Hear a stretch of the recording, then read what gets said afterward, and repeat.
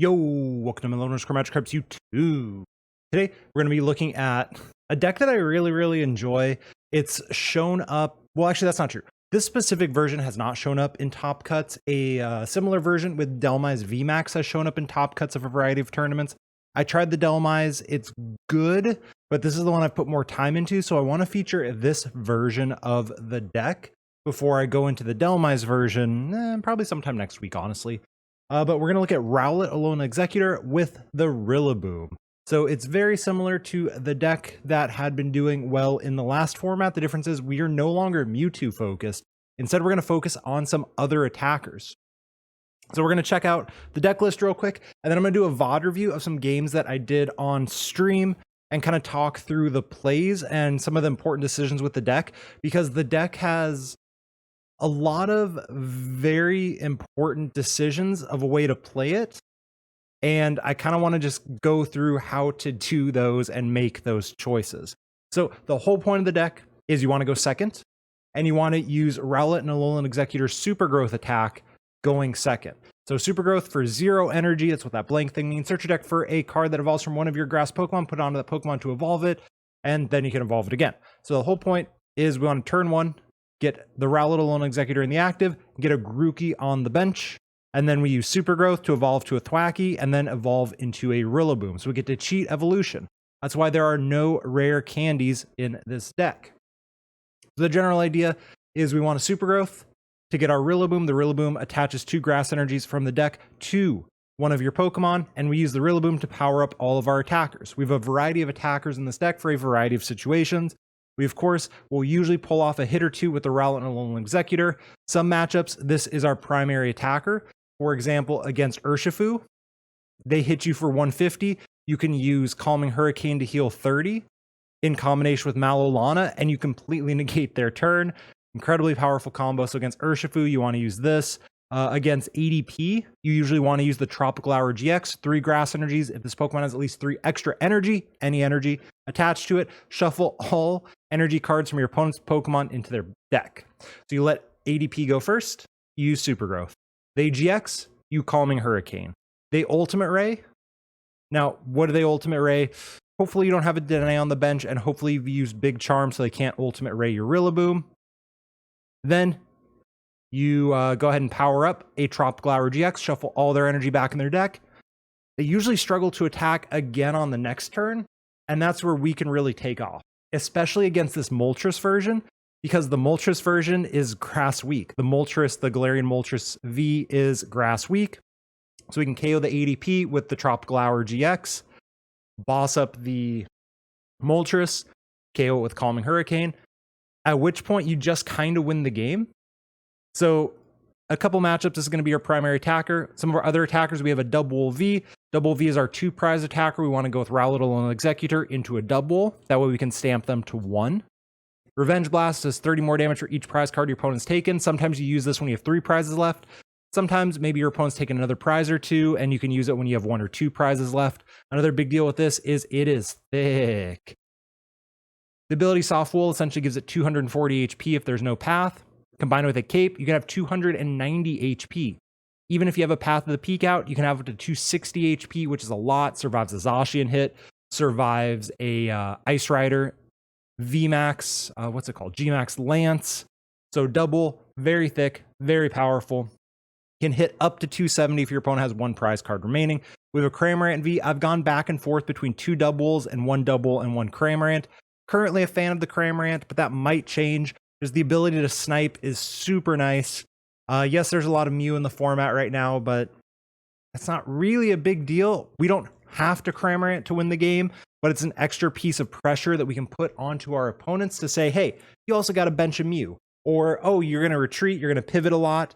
Oh, that's fine. We can go ahead and spit shot off the bench. Oh, you benched a Dedenne. We can finish the game with the Cram. So I currently like the Cram. It's not necessarily necessary. And then I have 1 Pheromosa Buzzwole-GX. This is a card that I haven't seen list playing. The Dhelmise version doesn't play it. I like it. 3 energies, you can do 190, KO Crobat, KO Dedenne, something that Calming Hurricane can't do. Dubwool can do it, but your opponent has to have taken a couple prizes, so you can hit pretty hard.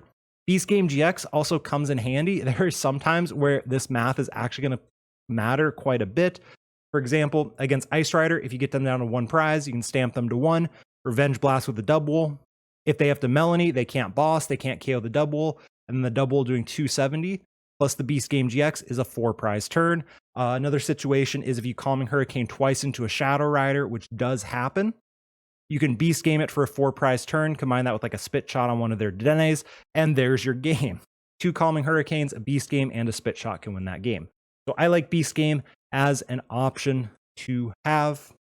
And then, of course, Elegant Soul doing 190 is nice. Another reason I like the Buzzwole Pheromosa is we play 4 tag calls. If you're playing a matchup where the Buzzwole Pheromosa is not good, you're not going to use it. Play a tag call, you can get like a Mallow Lana, for example, and a Buzzmosa. You can just discard the Buzzmosa with the Mallow Lana. It's extra discard fodder, which is always very nice. That's one of the reasons I like having it. We have a 3-2-2 line. You could go 2-2-2. This list is pretty streamlined. There's a lot of tech options that you have. So currently I like the 3-2-2 just because getting a turn 1 Grookey is so important. You play 2 Row Eggs because you can always get it with tag call. We play 1 Oranguru. I was a fan of Kricketune in the old version. If you watch me Players Cup 4, I played Relish, which was the Mewtwo Rillaboom deck. I played a Kricketune, but this one we play 4 Path of the Peak. So I prefer Oranguru in this version because we can still use it under Path to the Peak. Once during your turn, you may switch a card from your hand to the top of your deck. Also important because if we prize a Thwackey and we have another Thwackey in the opening hand, Super Growth does nothing. So you can go get the Oranguru, put the Thwackey back on top of your deck. Now you can Super Growth it out of the deck. Same thing with a Rillaboom. Maybe you prized one, maybe they're both in your starting hand. So Oranguru does give us a little extra consistency to get that turn 1 Super Growth off. Also, sometimes late game, maybe you just drew too many grass energies. You know, sometimes you get Marnied into 4 grass energy. What can I say? It happens. You can Guru, put the grass back on top, and now you can Voltage beat it back out. So the Guru is nice. Like I said, I'm a fan of Kricketune, but with 4 Path of the Peaks as being one of our primary strategies, you don't really need to run the Cricket. We play a Goss, 2 Dedennes. You don't want to bench these, but you want to have option to use them. 1 Resetting Hole Marshadow. Like I said, we are a Path deck. So against Eternatus, it plays multiple swells. You want to be able to Marshadow. You will never, ever, ever, ever beat Eternatus unless A, they miss, I guess. But B, if you can't get a Path down at least 1 or 2 turns. So Path is a very important card for that matchup. Shadow Rider, same thing. The Shadow Rider matchup can escalate very quickly. They go so fast. You really want to be able to get a Path down early to hopefully slow them down a little bit, because we are a deck that if the game slows down, we will beat everything. We can out-tank anyone. We can always Tropical Hour GX against anything that accelerates energy. We want the game to go slow. Is 4 Path too many? Possibly. I was playing with 3 for a while with success. I went up to 4 kind of because I had an extra slot. So if you're like Mellow, what are some cards I can cut? Maybe I want to put, whatever tech card you think is good in this deck. I would say Path of the Peak is definitely cuttable. The 3rd Grookey is definitely cuttable as well. 2 Ordinary Rods. You could run 1 Ordinary Rod, 1 Energy Recycler. I'm a fan of the 2 Ordinary Rods in this version, just because it's nice to discard your Dedenne early because you don't want it. But then you can Rod it back for the late game. Maybe your opponents bump the path, something like that. It's also nice to get back the energy cards, of course.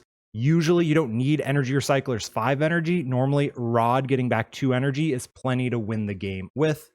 2 Reset Stamps. One of our primary ways to win the game is by making a comeback with Reset Stamp plus Path of the Peak.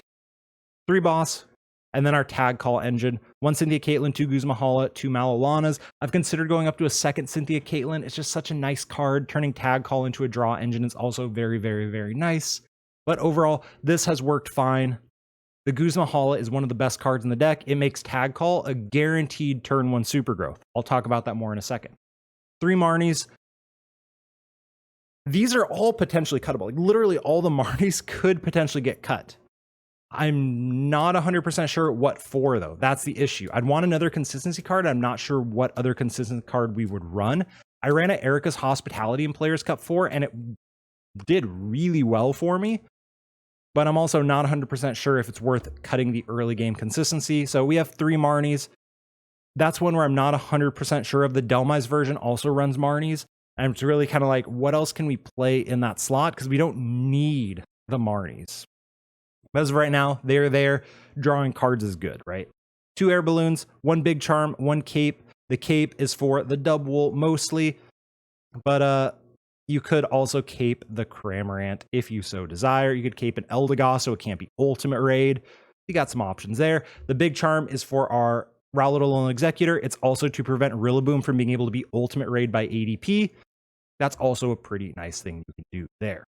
2 Capture Energies, 1 Weakness Guard, 9 Grass Energies. Capture Energy so that we can use Guzma Hala to get out the Grookey.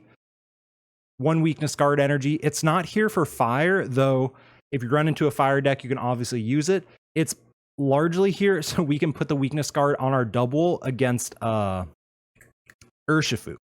Weakness Guard is potentially cuttable. It's definitely a meta call. Like I said, it's nice against Urshifu, but realistically, you can go with 2 EggRows and win that matchup. So you could cut it, but as of right now, there's potentially enough fire and enough Urshifu where you can get enough value out of it to keep it in the deck. And 9 Grass Energies. If you cut the Weakness Guard, I would put a 10th Grass Energy in there. You could also play an Aromatic Energy if you wanted. That would make Guzma Hala an out to a Grass Energy. No special conditions can affect your Pokemon. It doesn't really affect you in the current meta, but it would make Guzma Hala an out to a Grass Energy, which is cool, but you cannot use Voltage Beat on the Aromatic Energy. So currently not running it. But like I said, these are some of the tech slots. So if you're looking at this list and you're like, I'd really like blank in the list, some of the things you can cut. You can cut a Grookey, probably cut a 4th Path if you wanted to. You could cut the Weakness Guard Energy. So you do have a little bit of freedom with what you'd want to do. But I'm a big fan of this deck just because it has so many options. I'm a big fan of toolboxes. Voltage Beat is a very fun attack or very fun ability to use. It's got a little bit of disruption with the stamp and the path and all the healing, as well as the Tropical Hour GX. It just has a ton of stuff going on, and it's a very low maintenance deck as well, as you're going to see in the games that we're going to review. I'll kind of point out how to play the game, stuff like that. So if you've never played a deck like this, I highly suggest giving it a shot before the Tag Call engine rotates, because the Tag Call engine is one of my favorite things in the game right now. I know Tag Team Pokemon, like, they've got a bad rap. I get why. But the tag team engine with tag team Pokemon and the tag team supporters is very fun, and I really enjoy it. Let's go ahead and, like I said, we're going to do a VOD review. So I'm going to be talking over the plays. The game has already been played, but I'm going to explain, like, this is why we're doing this is why we're doing that, all that other good stuff. Let's go ahead and check out that game. All right, so we're going to do a VOD review of, like I said, a game I've already played, so we're going to be talking over it. We're looking at 1.5 times speed as well, so it's going to go a little faster than you would have expected. Ideally, we want to go second. The cool thing in this current meta is almost every deck wants to go first, so we don't really have a big issue because most people are going to say, I'm going to go first, sick, I'm going to go second. It's another reason I like EggRow currently in the meta. We're in a pretty good spot. So we don't know what our opponent's playing, but it doesn't matter. We have a very, very, very nice start. We're going to go ahead and start with the Grookey. We don't know if we want the Resetting Hole Marshadow out.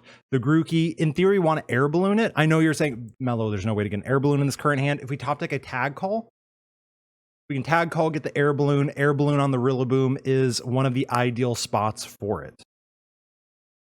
So start the Grookey every single time. EggRow's your optimal starter. Grookey would be your number 2. We see 2 mulligans, and we're playing against, what's this thing called? Shadow Rider. We're playing against Shadow Rider. We take our 2 mulligans. We see a Tag Call. It's incredibly exciting. So we're going to let our opponent play out our turn before we talk about our turn. They're going to go for Crobat.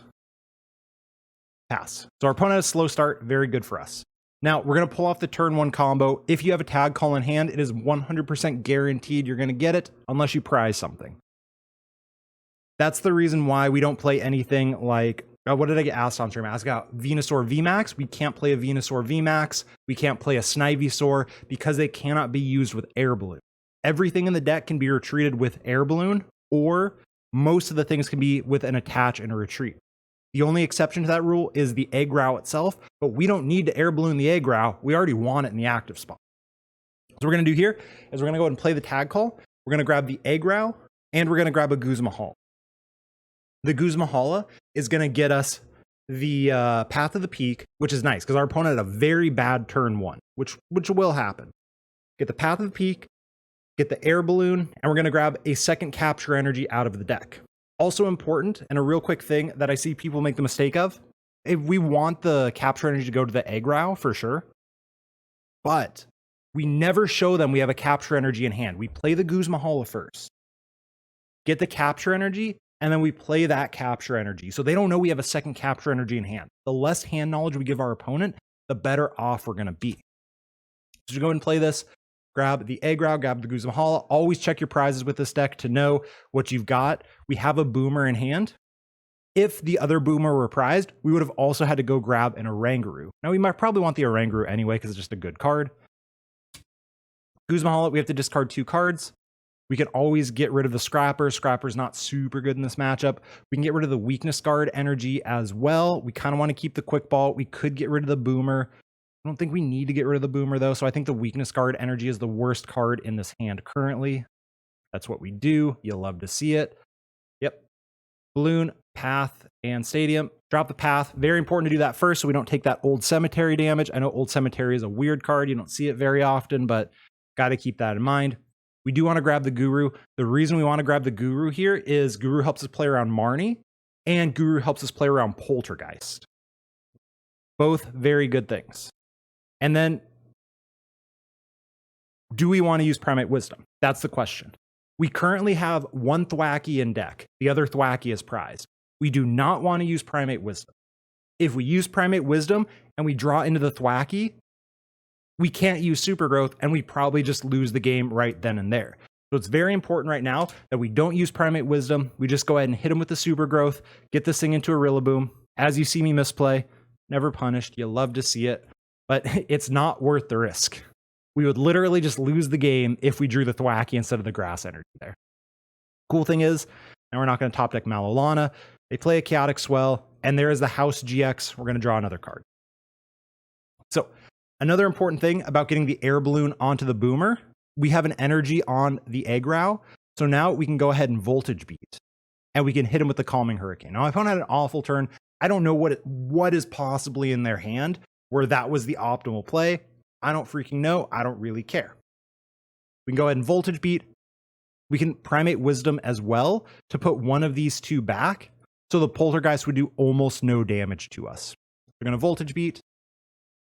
Now we would like to top deck the Path of the Peak. So we want to Voltage Beat first. Guarantee us that top deck. Okay, so we're still going to take 100 damage, but not the worst thing in the world because we also have a boss in hand. My opponent gets down now, Creamy, and okay, they didn't draw well. Well, that'll happen. So we can go ahead and bench the Marshadow, resetting hole, throw down the Path, at which point we probably just win the game because they can't really do anything. They can't even KO me on the next turn. They could do a maximum of 120 damage, and we're going to have 200 HP remaining, and they scoop. You may be saying, Mello, why would you show us that game? I think that game shows us very nicely how to play that turn 1 out. We're going to watch one more game to get an idea of how do we play out the turn 1 for this EggRow Rillaboom deck. All right, so we're checking out one more game with the EggRow Rillaboom deck. Again, we're focusing on how do you get set up? How do you sequence that starting position with the deck? Would you like to go first? Of course not. This deck wants to go second. Beautiful, beautiful, beautiful starting hand. Oops. You always start the EggRow. EggRow is your optimal starter, followed by the Grookey. Tag Call is another beautiful card. You absolutely love to see it. So we have a capture for the Grookey for sure. We can Tag Call, grab a Guzma Hala, grab a Cynthia Caitlin. We've got options. We're going to kind of decide after we see what our opponent is playing, see what our top deck is. We get a mulligan again. You'll love to see that. All right. It is Eternatus VMAX. As a matchup where the, what's it called? The Path of the Peaks are going to play a very important role, as well as the Big Charm for our act. So we saw they were playing Big Charm. They had Weakness Guard energy, I think Energy Switch, and the Attach Pass. Okay, that's a big deal. We're going to go ahead and play the Tag Call. We want to grab the Guzma Hala. We can grab a Cynthia Caitlin as well if we want. Currently, I'd love to go back to the hand real quick. I think the hand is pretty okay. We're perfectly fine getting the Path of the Peak. They had a bad start. We want to follow that up with you're going to keep having a bad start on this next turn. We really want to get that Path of the Peak down, so the Guzma Hala is nice. We never want to bench the second EggRow in this matchup. We might want to buzz most of them because 150 from Calming Hurricane plus the 190 from Elegant Soul is a KO on the, what's it called? On the Eternus VMAX. So here I'm debating putting the Capture Energy. This is incorrect. We should always Guzma Hala first before we play that Capture Energy. That way they don't get the knowledge that we have a Capture Energy in hand. So a bit of missequencing here. It looks like, yep.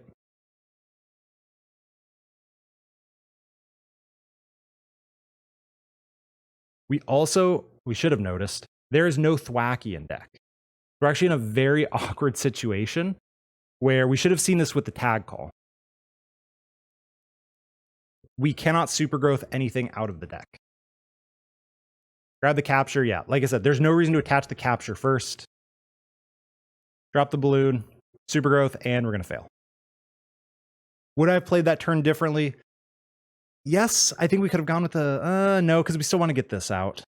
So outside of that play, I think that was still optimal. They're going to Marnie us. Very nice. Get that Thwackey back in the deck. Get the Rillaboom back in the deck as well. So now we can super growth next turn. We also get the Big Charm for the active, which is nice. My opponent's going to get down the Moltres. They cannot use the ability because of the path. The path is hopefully going to do a whole bunch of work here. And a pass from the opponent. Okay. Now, they did nothing. We have a Marnie in hand. We don't really want a Marnie. You may say, oh, there's a Cricketune. We changed this after because you're going to see, this is the game where I realized it. You can't Cricketune under Path of the Peak.